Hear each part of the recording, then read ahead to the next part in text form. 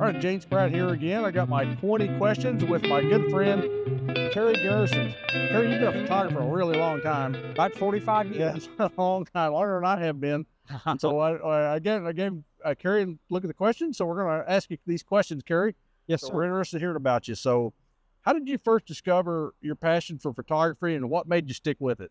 Well, unlike a lot of people, my passion for photography actually started in the darkroom.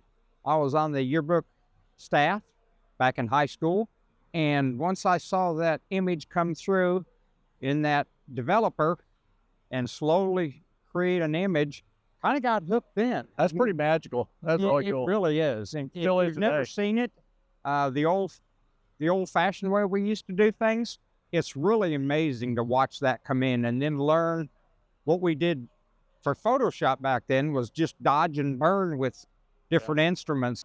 So what was your first real camera? My first real camera back in the day was a Minolta. I want to say it was an SRT 101 or 102. Oh, yeah? You're probably familiar with it or seen a them. little bit, yeah. I bought it at, back then, TG&Y. Oh, wow. Yeah, those years were ago. I had messed with a Linhof, which is a view camera, and I had messed with some of the old Kodaks and stuff. But first time I actually went out and bought a camera was an SRT Minolta. Okay, that's cool. And what type of photography, portrait, landscape, etc., do you feel most drawn to, and why? I like probably the most is either editorial or creating images that people look at and say, wow, you know, and that is what my passion is. Men working, character yeah. studies of people, everyday events, what you would see every day and not realize there's art everywhere. And there's art in people working, especially men. I tend to,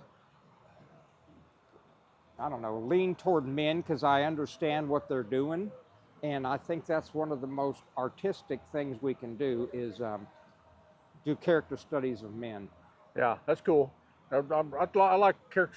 That's why you're our friends, because I like the same thing. Yeah. I'd say women too, but yeah. Yes, That's right. yeah. So yeah, that's cool.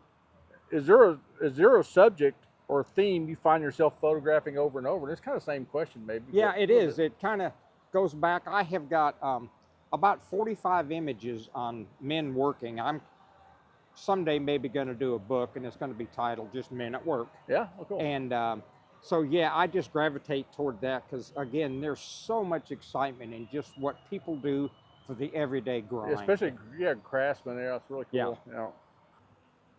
So what's one photo you've taken that you're really, really proud of? One of your favorite photos, and what's the story behind it? The story behind it is, this was for a print competition through the Professional Photographers of America. And I have found over the 40 years I've been doing this that sometimes your best print competition is something you actually have in your head and you just go out and create it. Yeah. And I did one years ago that scored very high, and it's still one of my favorite images. It's called Mr. Goodwrench. Years ago, General Motors did an advertising segment on, they called it Mr. Goodwrench. Yeah, right. So I got an old man underneath the hood of an old Ford pickup, and the illumination was from a drop cord light with a little bit of ambient light. Positioned him so, and I used a little bit of Lucius art, which was popular years ago. Kind of brings it a cartoon effect, and it just really, the image just really popped.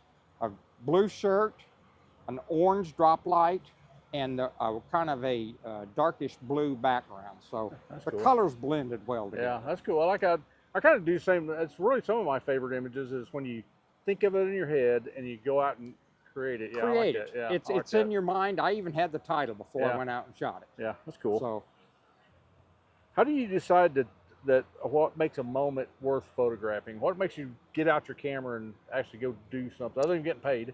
yes, Getting paid for one.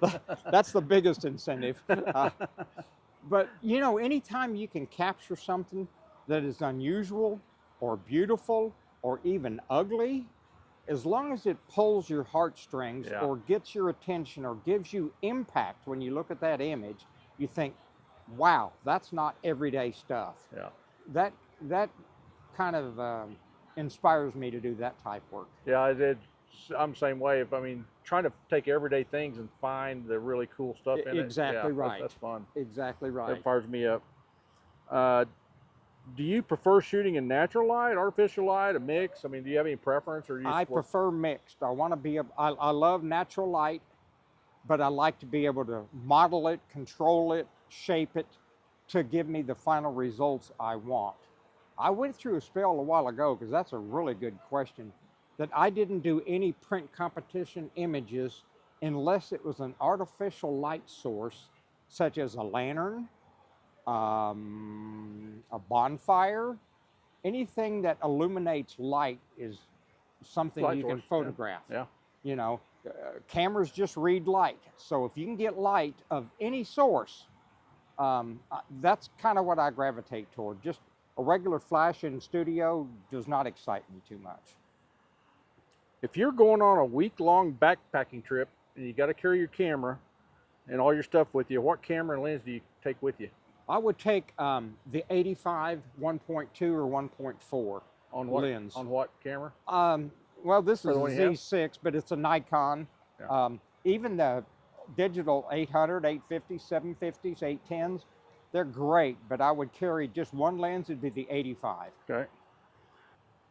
Is there a photographer, living or historical, who deeply influenced your approach to photography? Absolutely. There's a man named Frank Carricchio from Port Arthur, Texas. He was my mentor, or one of them. Most of us have several mentors.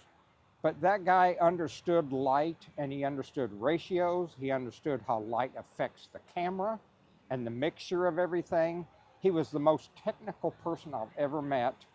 And maybe I've absorbed 10% of what he knows, but I owe it to him, because he makes you research, study, and really analyze photography, not only as an art, but as a science. Yeah, that's one thing I really like about photography. It's a mix of art and science. Absolutely. You got to know the technical, but you also want to have the artistic piece Absolutely, to it. yes. Left brain, right brain. Yep. What's the most challenging shoot you've ever done, and what did you learn from it? Oh, wow. That's a good question. Whew. Probably the most challenging image I've ever had to create was climbing up in a tree and photographing wildlife from up above. Oh yeah? Yeah, and I'm not very coordinated, and I'm clumsy as I can be, and fell once from about 6 foot, took about an hour break, and thought, well, I'm going to do it again, and approached that tree differently, and was scared to death the whole time I was up there. Okay. How do you connect with your subjects, especially people, to bring out their authentic selves? Oh my gosh, that is a great question. That is a great, you just got to get at their level, whether you think you're more intelligent or less intelligent, or in a different spectrum of life, age-wise, and even financially. You've got to find some common ground, be genuine, smile with your eyes, and be sincere, and explain to them what you're wanting to do. And 98% of the people will happily entertain you to do that. Yeah, I find smiling works a lot. Absolutely. Yeah, I agree with that. If you have a dream location, what's your dream location? If you could go anywhere in the world and photograph, where would that be? Colorado.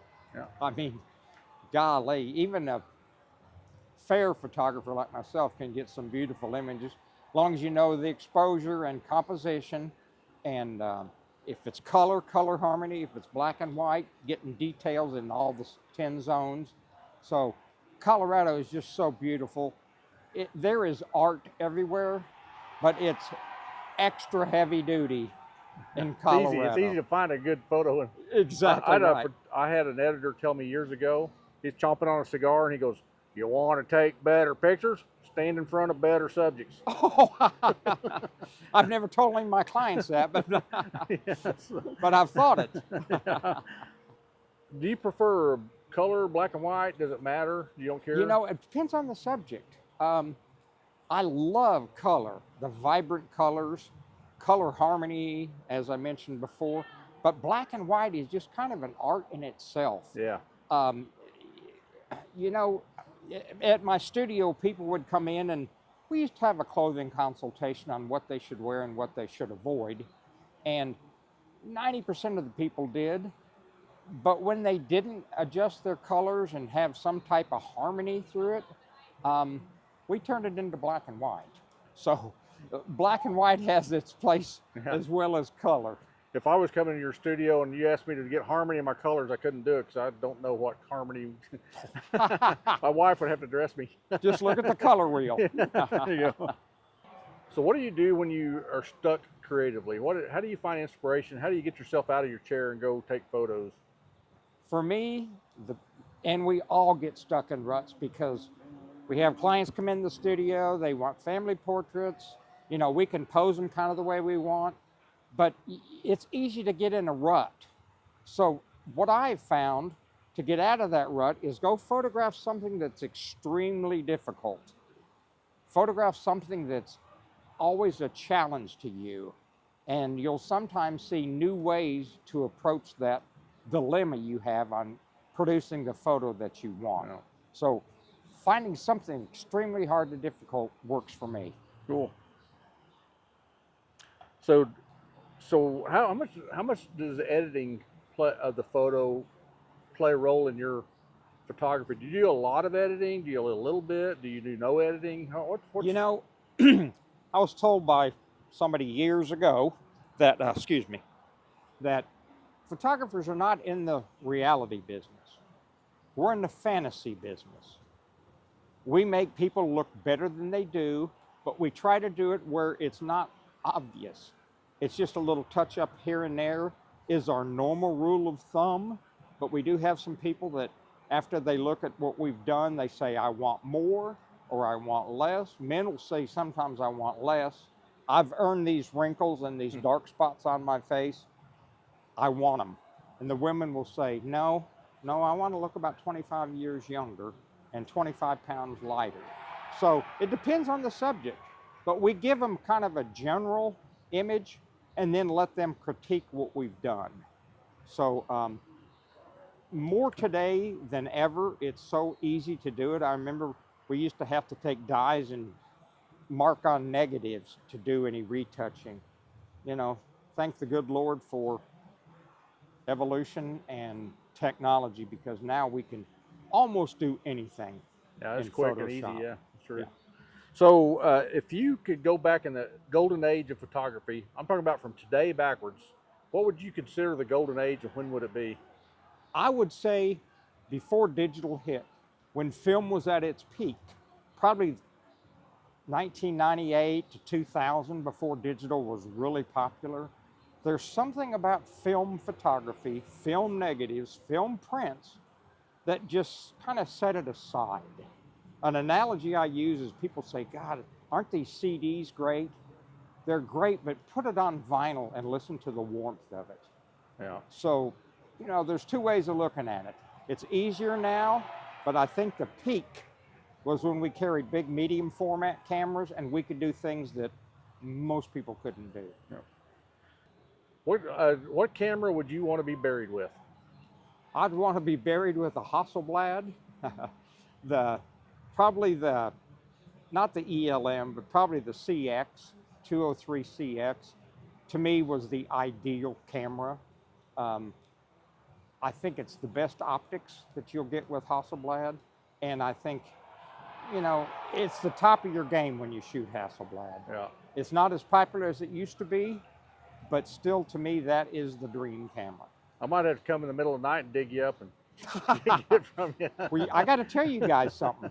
There are 7 free Hasselblads. Did you know this? There are 7 free Hasselblads. All you have to do is go get them.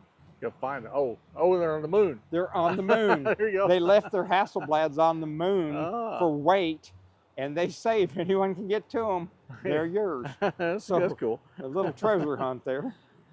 So how many photos do you think you've taken in your lifetime? I mean, you've taken a lot. I've taken 400,000. You take a lot more than I have. So. I have, I would say close to 1 million. And that sounds like a lot, but sometimes I had extra photographers working for me. But through my studio, over the 10-year, 40-some years, I would really say that we probably did a million. Yeah, I bet so. I bet every bit of that. Yeah. Yep. And so, what would you want to do with your photos when you're gone from this earth? Well, hopefully I don't have to do anything to them. Hopefully I've created enough images that people like that they still have in their family. My job was to create an image that was lifetime. After those people are gone, down to the next generation. I would like to think some of my images still have impact to people and meaning. So I just want them to be seen. Cool. Cool. And then the final question, what advice would you give to a young, aspiring photo enthusiast?